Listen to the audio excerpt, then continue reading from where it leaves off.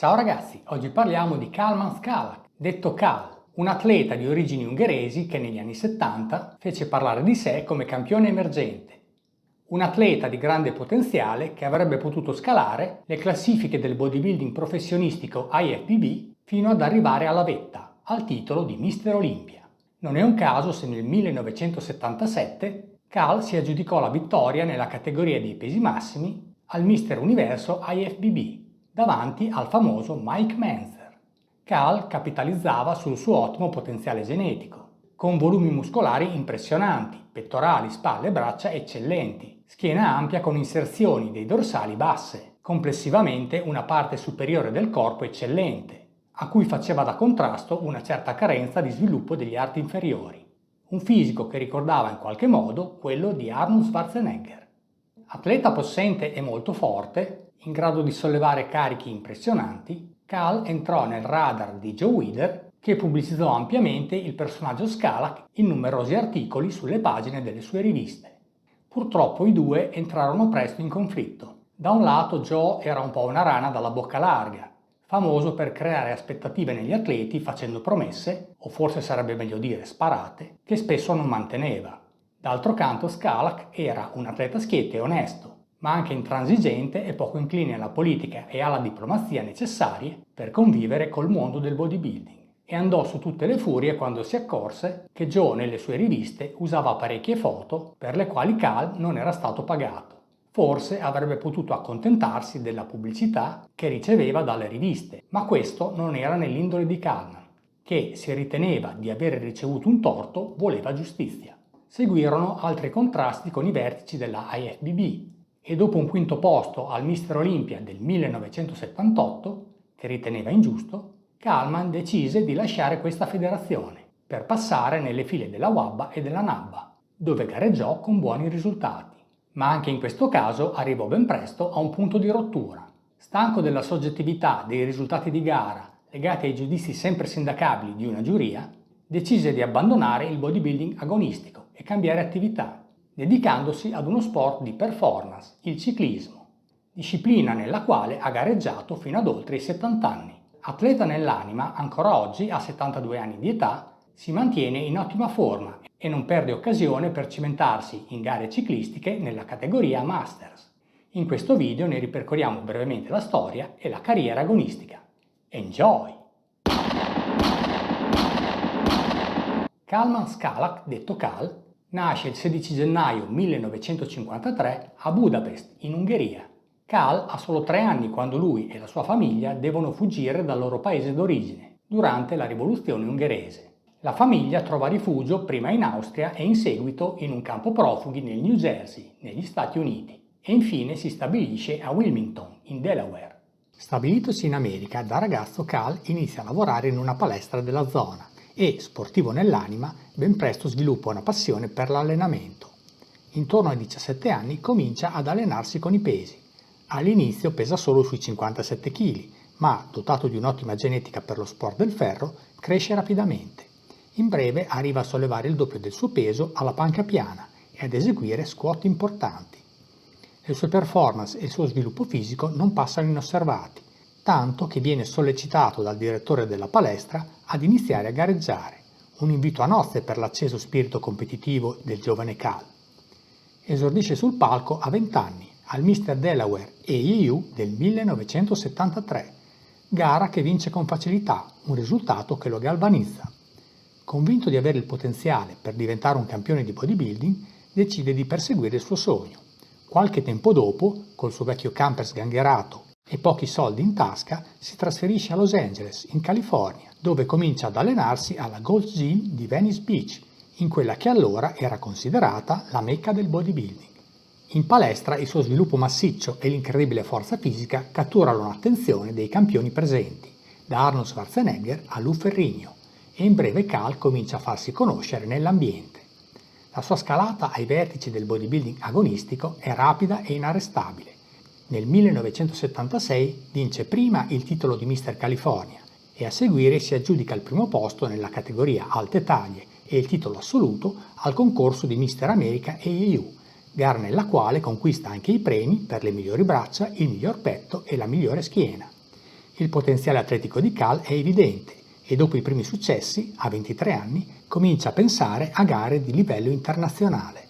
La consacrazione a campione di livello assoluto arriva nel 1977, quando, presentatosi sul palco con un peso di circa 97 kg, ben distribuiti su 1,78 m di statura, si aggiudica la vittoria nella categoria dei pesi massimi e il titolo assoluto al Mister USA IFBB e a seguire vince la categoria dei pesi massimi al Mister Universo IFBB, superando avversari del calibro dell'emergente Mike Mentzer e Paul Grant e conquistando la Pro Card IFBB.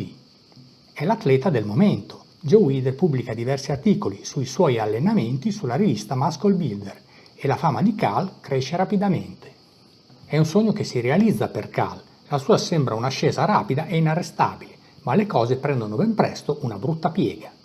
Nel 1977 il suo carattere intransigente, poco incline alla diplomazia e al compromesso, lo porta a scontrarsi anche fisicamente con Joe Weider, che Cal ritiene colpevole di avere pubblicato sulle riviste diverse sue foto senza pagarlo, disattendendo un accordo verbale fra i due.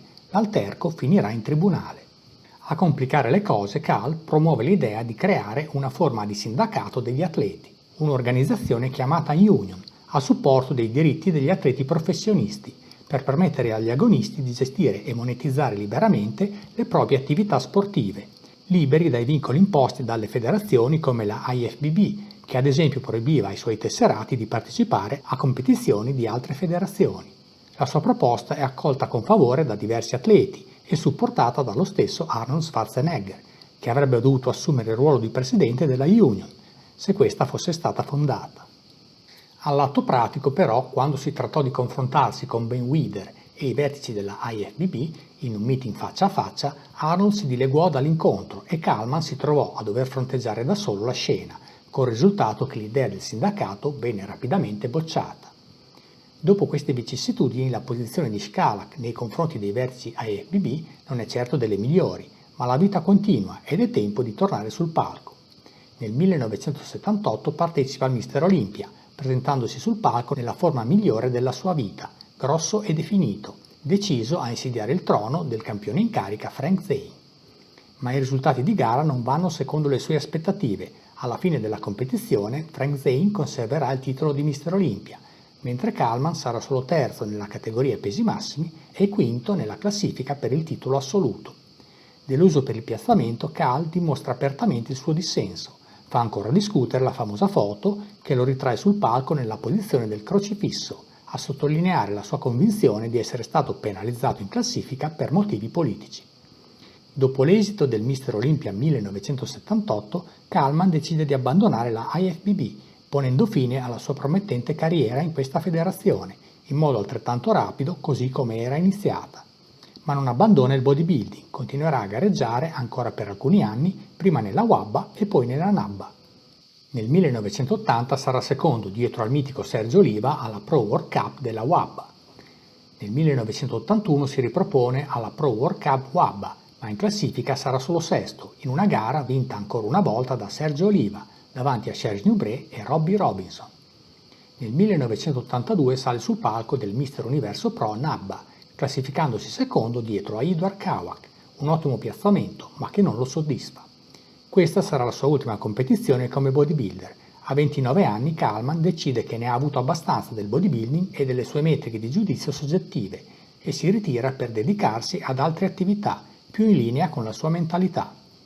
Dopo un breve periodo dedicato al triathlon, nel 1987 Kalman decide di immergersi completamente nel ciclismo, una passione che lo avrebbe visto gareggiare per oltre 30 anni.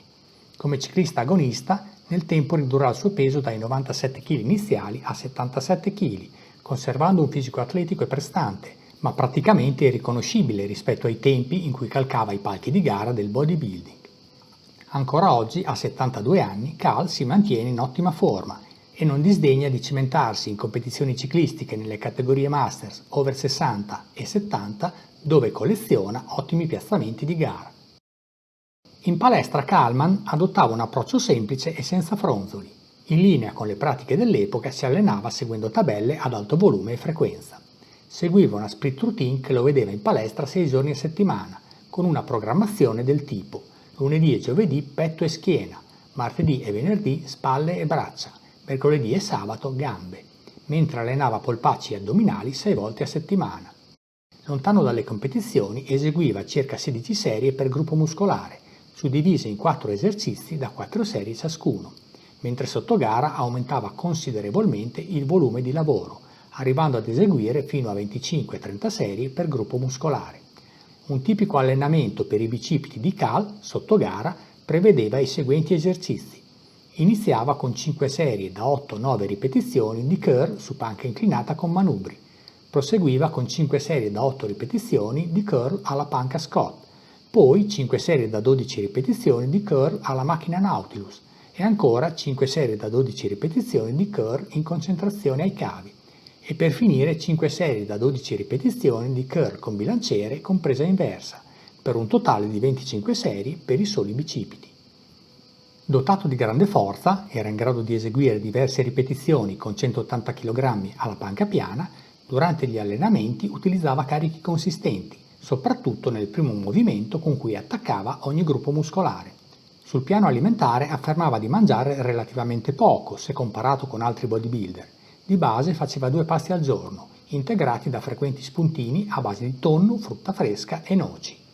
Riguardo l'apporto proteico raccontava di mangiare carne rossa 4-5 volte a settimana e molto tacchino, soprattutto in vista delle gare. Il menù di una sua tipica colazione era il seguente: una frittata fatta con 8 uova, accompagnata da tonno o tacchino o formaggio. Un giorno alla settimana, solitamente la domenica, si concedeva anche dei dolci, come torta o crostata. Lontano dalle competizioni si alimentava piuttosto liberamente, mentre a partire da 3 mesi prima di una gara riduceva progressivamente i carboidrati, passando dai circa 200 grammi di carboidrati al giorno iniziali, che venivano gradualmente ridotti per arrivare quasi a zero nelle ultime 2 settimane di preparazione pre-gara. Riassumendo, Kalman Skalak è stato una grande speranza del bodybuilding degli anni 70, un atleta che sembrava avere le carte in regola per scalare le classifiche del bodybuilding professionistico IFBB della Golden Era, raccogliendo il testimone lasciato da Arnold Schwarzenegger. Arrivato a Los Angeles con pochi spiccioli, armato solo di un sogno, tanto entusiasmo e un ottimo potenziale atletico, Kalman fece una rapidissima carriera fra i dilettanti IFBB, un percorso culminato con la vittoria del Mister Universo del 1977, titolo che gli aprì le porte per passare al bodybuilding professionistico. Purtroppo però la sua indole onesta, schietta e senza fronzoli, se da un lato gli permetteva di eccellere in quanto a determinazione, dall'altro difettava di quelle capacità diplomatiche e politiche necessarie per convivere in un settore soggettivo come il bodybuilding, governato dagli interessi delle federazioni e degli sponsor. Insoddisfatto dei risultati ottenuti sul circuito professionale, sentendosi osteggiato, Kalman decise ben presto di lasciare il bodybuilding per dedicarsi ad uno sport di performance come il ciclismo, un settore dove il risultato di gara si decide sul filo del traguardo e non ci sono giurie a stabilire l'ordine di classifica. Un peccato per il mondo del bodybuilding aver perso così presto un talento come Skalak. Comunque è giusto che ognuno viva secondo i propri principi e in questo senso non possiamo che apprezzare Kalman, un atleta nel cuore e nell'anima, che ha continuato la sua attività sportiva a livello agonistico fino ad oltre i 70 anni. Noi gli auguriamo ancora tanti anni di salute, successo e, perché no, affermazioni in ambito sportivo. Ciao, alla prossima!